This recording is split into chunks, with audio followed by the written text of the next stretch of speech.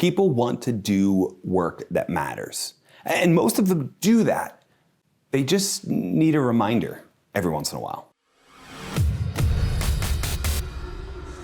Hey leader, David Burkus here, organizational psychologist and author of 5 best-selling books on helping leaders and teams do their best work ever. And a big part of whether or not someone can do their best work ever is how much purpose and meaning they feel in the work they're being asked to do. But with work and life becoming more and more intertwined, it's no surprise that people are deriving more and more of a sense of purpose through just work. People also perform better when they feel like their work ties into a larger company-wide purpose, when they know that what they're doing matters. And this is a big opportunity for leaders, for managers to facilitate that right work environment that provides people with that sense of purpose, the thing they need to thrive, and the thing your team needs collectively to work better together. So in this episode, we're gonna talk about how to create a sense of purpose on a team. We'll go through 5 things you can do, either sequentially or start wherever you feel comfortable, start wherever your purpose is, that'll not only create that sense of purpose, but increase that sense of purpose and community connection and motivation on your team. Let's get started. So the first way to create a sense of purpose, and I'm already laughing as I say this, it's really about finding a sense of purpose. It's what I call the It's a Wonderful Life test. Yeah, you remember the movie, It's a Wonderful Life, right? I'm sure at some point at Christmas you watched it. It's a classic Christmas movie. Well, it is now. Fun fact, it actually wasn't at first. It was actually a box office flop, and it went all the way into the public domain. And as soon as TV stations realized they could play it on Christmas Eve and not have to pay any studio anything, it became a Christmas classic. And you could see why, right? The whole premise of the movie is that this man, George Bailey, is looking to commit suicide. He's depressed, he's sad, he feels like it would be better if he didn't even exist.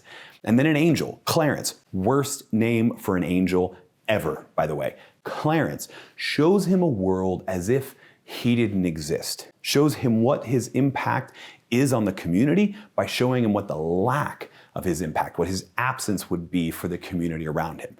And of course, you know the ending, it ends, Clarence, I want to live again, I want to live again. Now, we're not going to get that morbid with your team, but I have found that when we're looking to create a sense of purpose, really what we're looking for is an answer to that question, who is served by the work that we're doing? Might be external customers, might be internal customers, suppliers, vendors, whoever.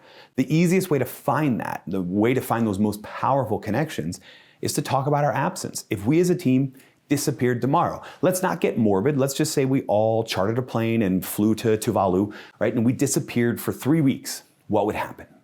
What would be that result? What's the impact of our absence? Because that's going to help us figure out where we're making the biggest impact. And when we do that, we have clues about what the real purpose of our team is, and we can build from there. Now, you may find as you build from there that you might want to go to the second step, the second way to create a sense of purpose, which is to draft a rallying cry. Right? This can be that simple, sometimes corny, but simple motivational phrase that everyone on your team knows. And this can come in a variety of forms, but it's going to be informed by that sense of purpose. Right? I learned this actually from the San Antonio Spurs, Greg Popovich, and this rallying cry that they have as a team called Pound the Rock. The idea is taken from the metaphor of a stone cutter, someone who's cutting this, let's say, as a large block of marble. What do? They hit it hundreds and hundreds of times, and on the 1,001 hit, it cracks. But it wasn't that one hit that did it, it was the 1,000 before that.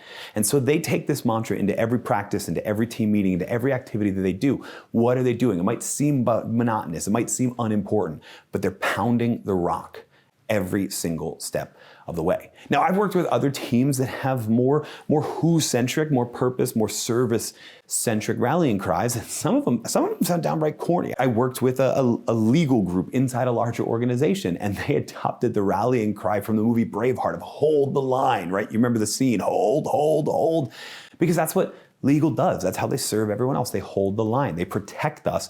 Frivolous lawsuits, they make sure people are in compliance. They're holding that line. I work with sales teams. A lot of sales teams already have ones, like making it rain or the whole concept of Rainmaker. That's a rallying cry for the work that they do and the way that serves the rest of the organization. Now, a caveat here, because I work with a lot of sales organizations in my speaking and training and what have you, and I have to say, that doesn't mean you're the only important group It means the way you serve that group is by making those sales. But there's a lot of other functions involved in making that organization successful. If there weren't, then they wouldn't be a part of the organization.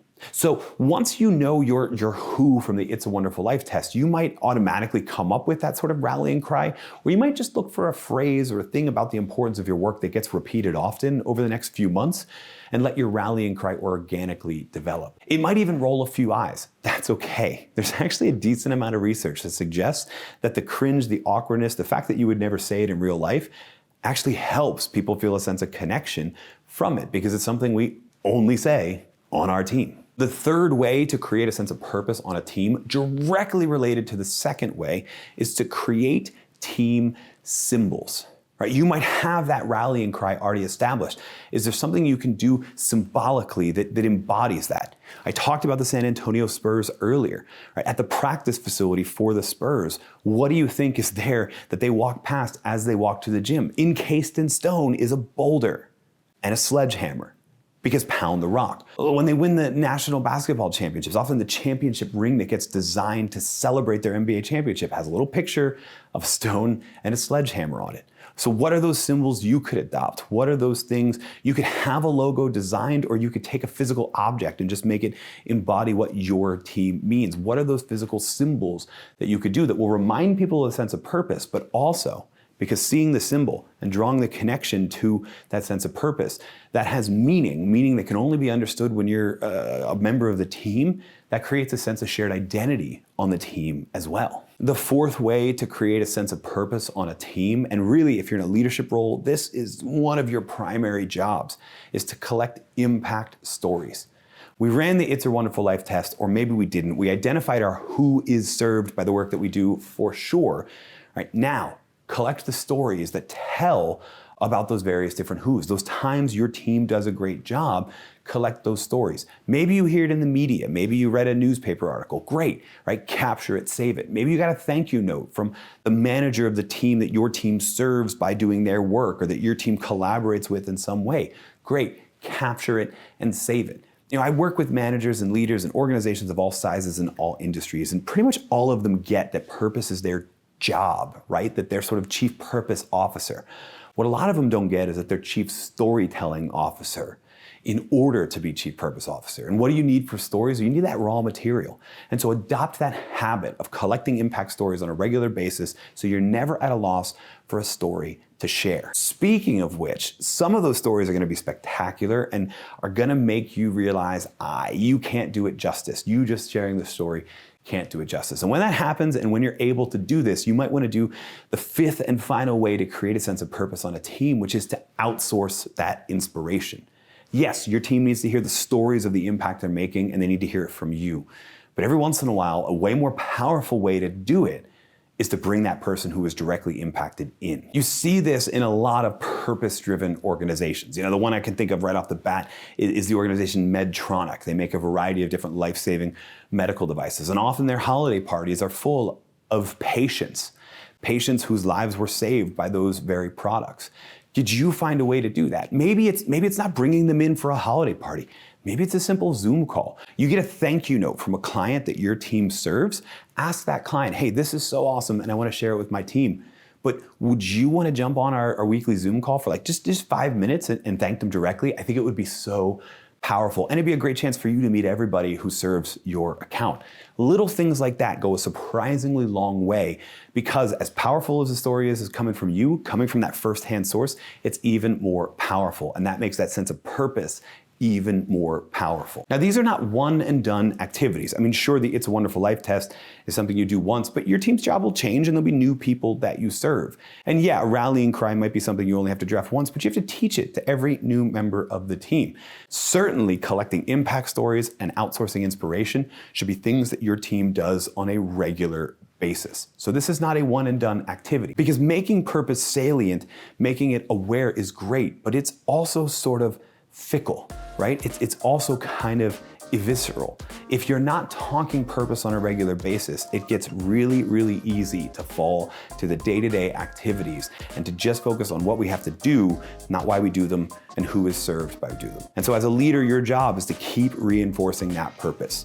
Keep those rallying cries up, keep pointing to those symbols, keep collecting those impact stories, keep outsourcing inspiration, and you'll keep your team motivated because you'll keep that sense of purpose on your team high.